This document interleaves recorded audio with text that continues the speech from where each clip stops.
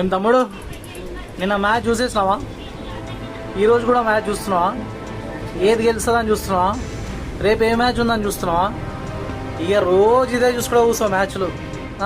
ఒక్క రోజైనా 4 రోజులు అయిపోయింది, 5 రోజులు అయిపోయిందిరా ఆ ఇన్సిడెంట్ జరిగి కాశ్మీర్లో. ఒక్క రోజైనా క్యాండిల్ మ్యాచ్లో పార్టిసిపేట్ చేసినావా? ఇంత ధ్యానమైన ఉందారా నీకు? దేశభక్తి ఉందారా నీకు? చూసుకో, మ్యాచ్ చూసుకుంటానే కూర్చో. వాళ్ళు నీకోసమే మ్యాచ్ కండక్ట్ చేస్తారు, నువ్వు మ్యాచ్ చూసుకుంటానే కూర్చో. బయటికి రారా? ఒక్క ప్రెస్ కాన్ఫరెన్స్ అన్న చూసినావారా గవర్నమెంట్ కండక్ట్ చేసింది? ఇన్ని రోజులు అయిపోయింది, ఏమైనా అప్డేట్ ఉందారా? సోషల్ మీడియాలో అందరూ ఒక జర్నలిస్టులు అయిపోయారా? ఒక కంటెంట్ దొరికింది దాని మీద, ఇగో ఈ మతం గొప్పది, ఇగో ఆ మతం గొప్పది, దాని తప్ప సోషల్ మీడియాలో వేరేది ఇంక ఏం నడుస్తలేదు. ప్రెస్ కాన్ఫరెన్స్ ఒక గవర్నమెంట్ వచ్చేసి అప్డేట్స్ ఇవ్వాలి. సో ఇది న్యూస్. ఏడుందిరా న్యూస్? ఎవరిస్తురా న్యూస్? నువ్వు ఐపీఎల్ చూసుకో కూర్చున్నావు, నీకు న్యూస్ అవసరమా? అవసరం లేదు నీకు. కొద్దిగా అయినా బుద్ధి తెచ్చుకోరు. ఇప్పుడైనా మార్రా, భారతీయుని అనిపించుకోరా, బయటికి రా.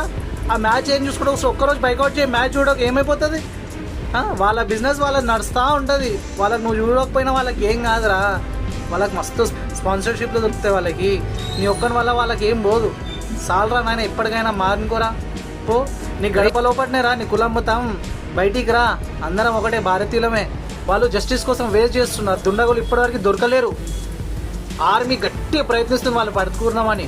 నువ్వు బయటికి వస్తే గవర్నమెంట్ ఇంకా ఆర్మీ వాళ్ళని దింపుతుంది, ఇంకా స్పెషల్ యాక్షన్ తీసుకుంటారు దాని మీద. For 3 years there was no recruitment.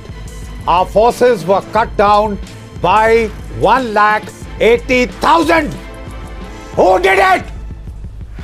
దేశభక్తి మీద ఎంత ప్రేమ ఉన్నా బయటికి రా, వచ్చి క్యాండిల్ మార్చి అటెండ్ అవ్వు.